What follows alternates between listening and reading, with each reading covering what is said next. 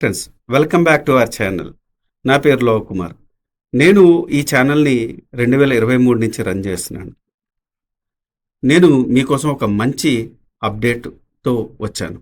అదేంటంటే నేను ఒక సూపర్ కమ్యూనిటీని బిల్డ్ చేయబోతున్నాను.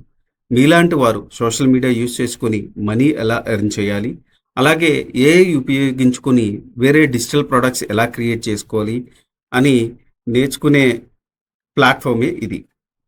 ఈ కమ్యూనిటీలో content creation, automation, monetisation, passive income గురించి నేను కొన్ని టిప్స్ అండ్ ట్రిక్స్ యూజ్ చేసుకొని చెప్పబోతాను.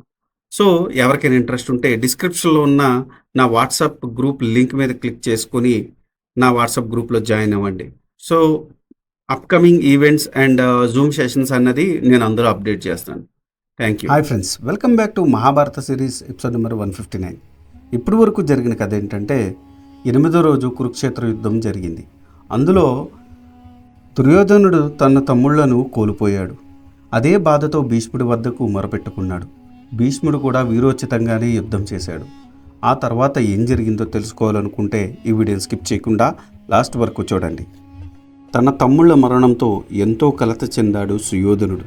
8వ రోజు రాత్రి సుయోధనుడు తన నివాసమునకు కూడా పోకుండా దుశ్శాసనుడిని పిలిచి వెంటనే శకుని, కర్ణుణ్ణి పిలుచుకురమ్మని చెప్పాడు.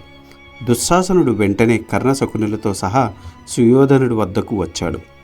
ఏకాంతంలో సుయోధనుడు వారితో ఇలా అన్నాడు: తాత భీష్ముడు, గురువులు ద్రోణుడు, కృపాచార్యుడు తటస్థంగా ఉన్నారు. పాండవులను చంపడానికి వారందరూ వెనుకాడుతున్నారు. పాండవుల సైన్యమునకు నష్టం కలిగించడం లేదు, కానీ మన సైన్యం మాత్రం నానాటికి నశించిపోతూ ఉంది.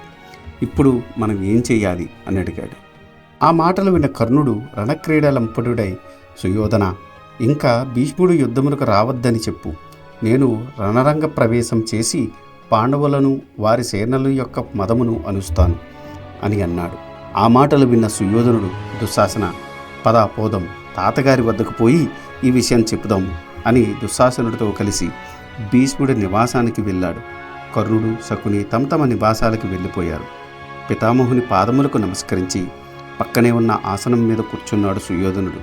పితామహ, నిన్ను ఎంతగానో నమ్ముకొని నేను పాండవులతో యుద్ధములకు తలపడ్డాను.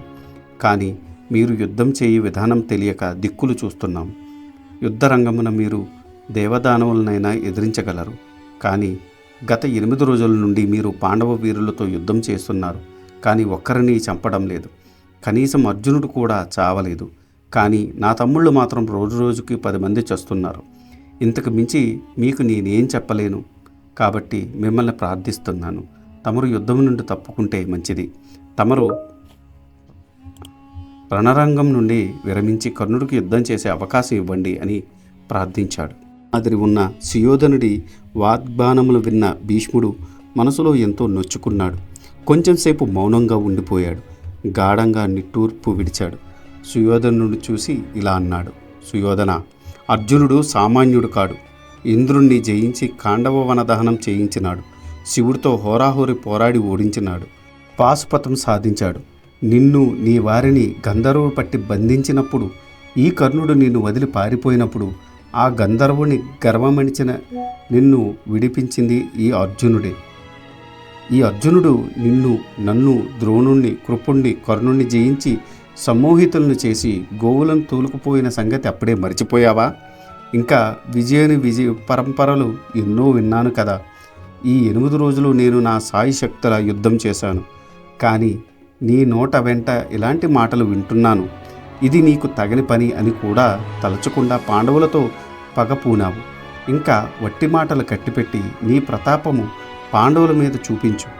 ఇంకా చెబుతాను, నేను గాంధీవిని రణములలో గెలలేను. శిఖండిని చంపడం నా వల్ల కాదు.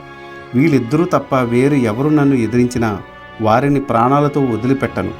నేను నా సైన్యముతో కలిసి ద్రుపదుణ్ణి, విరాటుణ్ణి, యాదవులను, వారి సైన్యముతో పోరాడతాను. మీరంతా పాండవులను, వారి పుత్రులను, వారి సైన్యమును మీ పరాక్రమంతో గెలవండి. అంతేగాని ఈ ప్రకారం అర్ధరాత్రి వచ్చి నన్ను ములుకులు వంటి మాటలతో బాధ పెడితే మీకు జయం కలుగుతుందా? 1000 మాటలేలా? రేపు నా పరాక్రమం చెవి చూస్తావు. ఇంక వెళ్ళు అన్నాడు భీష్ముడు. భీష్ముడి మాటలకు మనసులో సంతసించి సుయోధనుడు తన నివాసానికి వెళ్ళిపోయాడు. మరునాడు అందరూ 9వ రోజు యుద్ధమునకు సిద్ధమయ్యారు.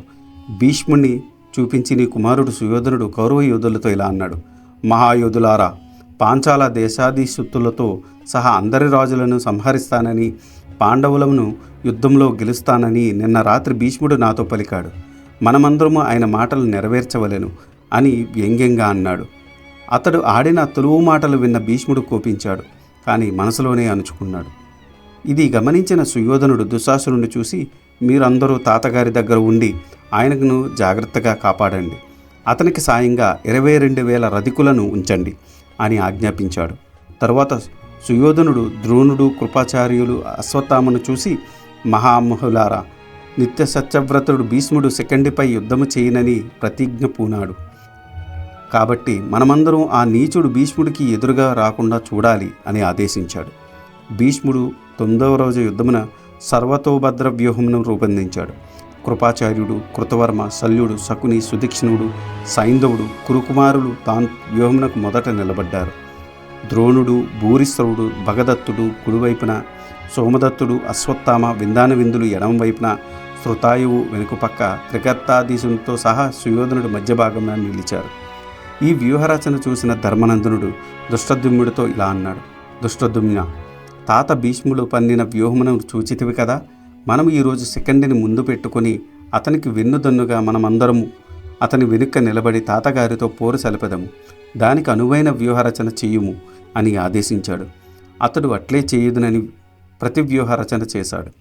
సాత్యకి, విరాటులు కుడివైపున, అభిమన్యుడు, పాంచాల, కైకేయరాజులు ఎడమవైపున, నకుల సహదేవులు, ద్రౌపదేయులతో సహా యుధిష్ఠిరుడు మధ్య భాగమున, చేతికాన, కుంతిభోజులు వెనుక భాగమున, అందరికన్నా ముందు భాగమున శిఖండి నుంచి అతనికి ఇరువపక్కల భీమసేన, ఘటోత్కచులు ఒక పక్క, అర్జునుడు ఒక పక్క నిలబడి, తక్కిన యోధులందరూ వారికి చుట్టూ నిలబడి ఆ ఒక అద్భుత వ్యూహాన్ని రచించాడు ధృష్టద్యుమ్నుడు. ఇది ఈనాటి వీడియో. ఆ తర్వాత ఏం జరిగిందో తెలుసుకోవాలనుకుంటే మీరు నా నెక్స్ట్ వీడియో కోసం వెయిట్ చేయాల్సిందే. దానికన్నా ముందు నాదొక చిన్న రిక్వెస్ట్. నేను చేసే ఈ మహాభారత సిరీస్ వ్యాస భారతం నుండి కవిత్రయం అంటే నన్నయ్య గారు, తిక్కన గారు, ఎర్రాప్రగడ గారు తెలుగులోకి అనువదించారు. అదే ఈ మహాభారతాన్ని నేను మీకు యథాతథంగా అందించాలనే సదుద్దేశంతో ఈ వీడియోలు చేస్తున్నాను. ఏ జనరేటెడ్ ఇమేజెస్తో వీడియోస్ చేయడం కొంచెం కష్టతరమైన విషయం అయినప్పటికీ మన సనాతన ధర్మంలో ఉన్న మంచిని చెప్పాలనే ఉద్దేశంతో పూర్తి కథని ఈ వీడియోలో రూపంలో అందించడం జరుగుతుంది. అందుకని మీలాంటి వారి సపోర్ట్ నాకెంతో ముఖ్యం.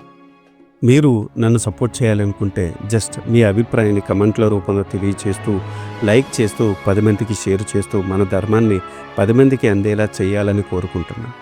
ఈ వీడియో కనుక మీకు నచ్చితే do like, share and subscribe. Thanks for watching. జై సనాతన ధర్మం.